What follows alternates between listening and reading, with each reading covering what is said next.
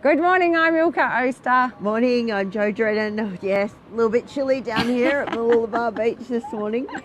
Why do we champion hardship, and is there a problem with that?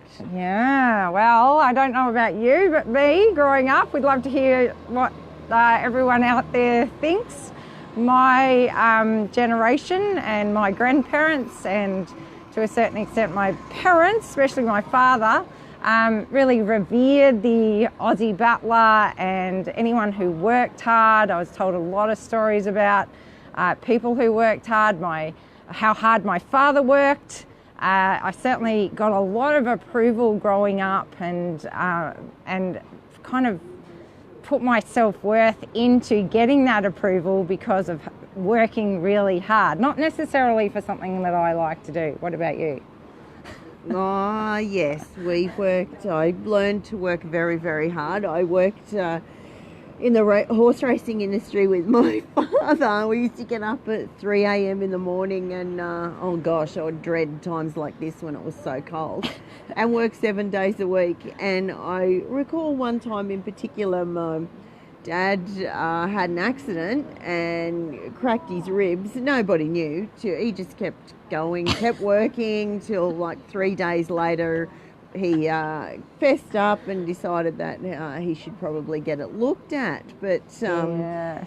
it was so hard. But it's funny that I didn't even know how to relax. I recall going on holidays and going, oh, what do you do? What does one do on holidays? I didn't know how to just chill and stop. It is, yeah. So I think that's where the problem is, isn't it? Oh, that's where the problem is, I guess, that you can't relax. Yeah. Because there's not really a problem in learning to be resilient and going through challenges, and that's always a great thing for anybody to learn, especially if they're doing it through their own joy and their own passion. But what we really would love people to be more aware of, and what we're looking at in ourselves all the time, is when our self-worth or our way of getting approval is through this hard, you got to do it really hard.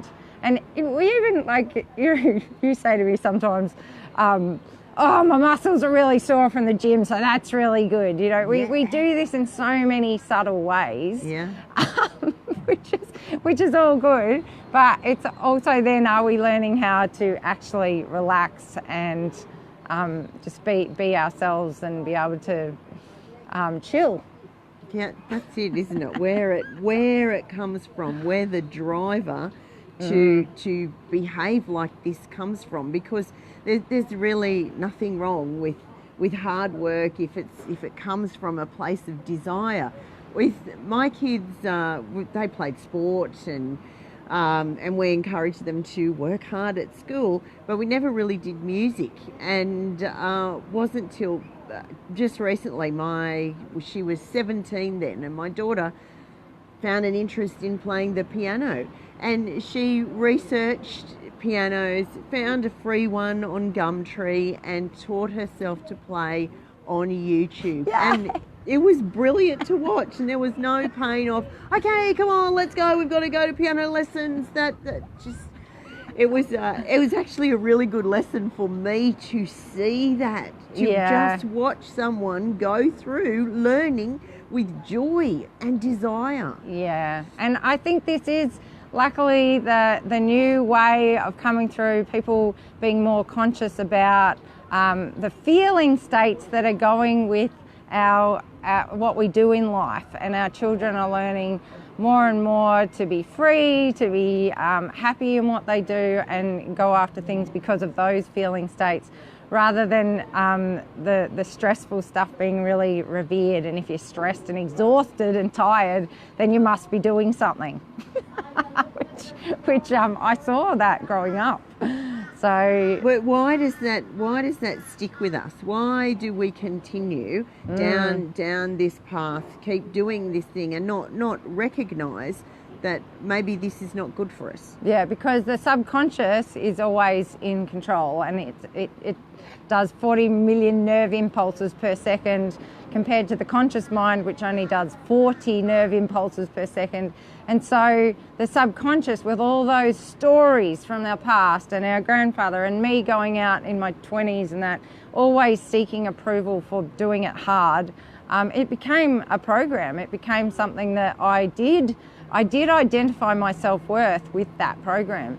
So until I really started working on myself and going inside myself and going, okay, do I really need to keep that program?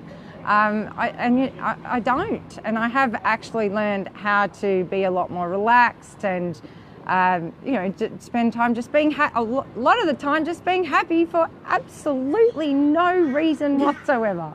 And not having to do anything either. I'm proud to say I can even lay on the lounge and do a bit of a Netflix binge these days. That would never have happened in the past. Or, interestingly, not so long ago, if I had done that and someone came in the room, I'd be straight up. Oh no, I'm doing something. I'm doing something. I wouldn't tell people I went to have massages or things in the past, but these days I'm like, oh, it was awesome. Yeah. So, really can change. Yeah.